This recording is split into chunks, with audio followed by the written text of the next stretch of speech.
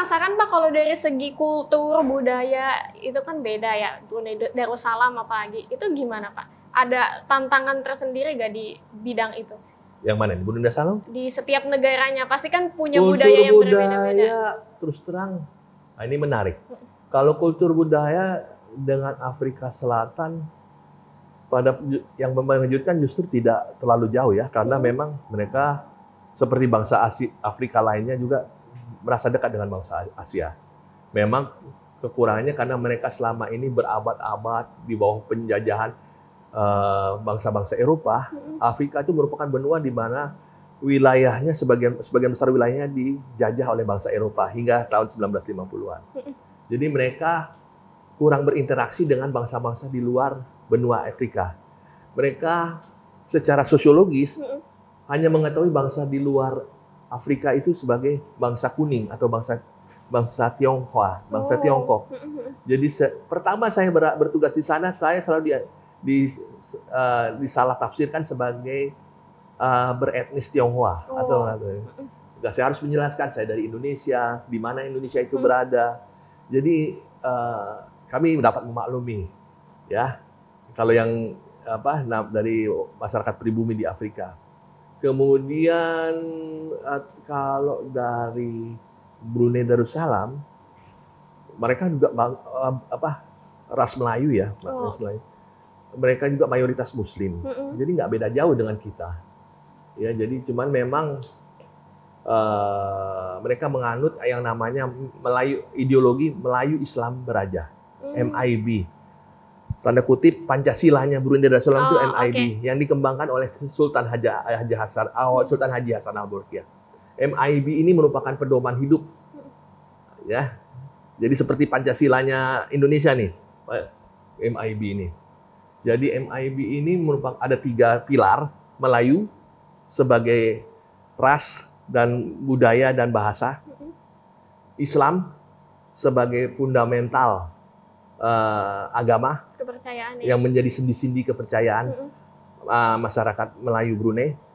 Beraja merupakan sistem kerajaan, bahwa Brunei Darussalam merupakan kerajaan yang disebut kesultanan dengan raja sebagai, menarik nih, raja sebagai kepala apa istilahnya? Kalau kita tuh, mereka ada majelis ulama Brunei Darussalam, Al-Ikhwan.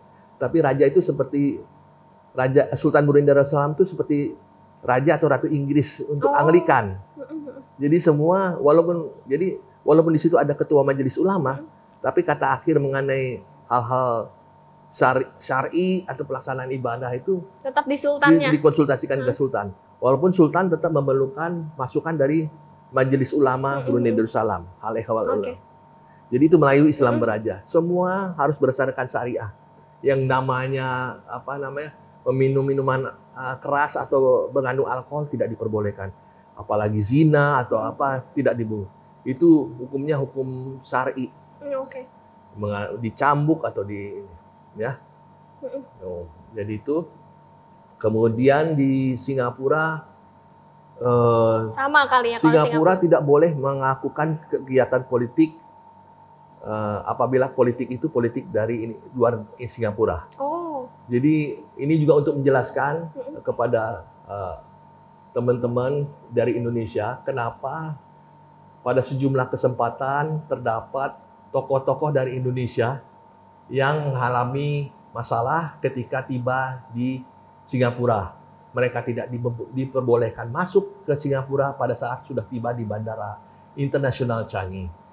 Ada beberapa tokoh seperti Ustadz Solmed, ya, kemudian Ustadz Abdul Somad, kemudian juga di luar tokoh-tokoh agama itu ada juga tokoh pensiunan perwira tinggi dari Angkatan Darat. Saya nggak perlu sebutkan, tapi mungkin karena Singapura menerapkan sistem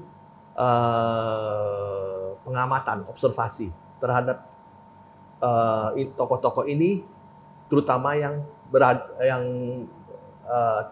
tokoh-tokoh dari negara-negara tetangga, termasuk Indonesia. Iya. Jadi mereka mengamati kayak kiprah Ustadz Solmed, kiprah Ustadz Abdul Somad, kiprah perwira tinggi tertentu.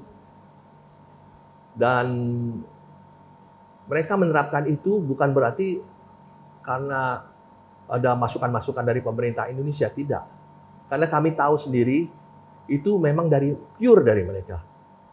Dari perwakilan Republik Indonesia Singapura, ya, KBRI Singapura, waktu itu kami masih bertugas di sana, kami sudah menanyakan.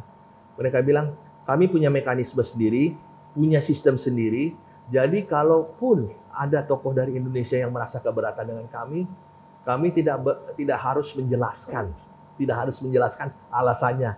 Kami punya kedaulatan sendiri. Pemerintah Indonesia meminta penjelasan dari pemerintah Singapura pun mereka tidak mempunyai kewajiban untuk menjelaskan. Ya. Adapun kalau pemerintah Singapura akhirnya menjelaskan kepada pemerintah Indonesia mengenai kasus kenapa Ustadz Abdul Somad tidak boleh masuk ke Singapura, itu pun juga didasari oleh itikat baik pemerintah Singapura. Walaupun mereka bilang kami sebenarnya tidak berkewajiban untuk menjelaskan mengenai hal ini kepada pemerintah Indonesia. Jadi mohon jangan ada salah pengertian. Ya, saya bicara di sini sebagai praktisi ya. Memang kami pernah bertugas di sana. Tapi pada saat Ustadz Abdul Somad mengalami masalah itu, kami sudah selesai bertugas. Pada saat Ustadz Somad masuk sana, memang kami di sana. Memang begitu penjelasannya. Satu hal lagi mengenai kawan Ahok. Masih ingat kawan Ahok yang datang ke Singapura untuk berkampanye untuk Pak Ahok ya, Basuki Cahayapurnama pada saat Pilkada 2017. Kalau nggak salah tahun 2016 itu 2015 itu mereka tidak diperbolehkan, Amalia Ayuning Tias sama satu lagi saya lupa namanya.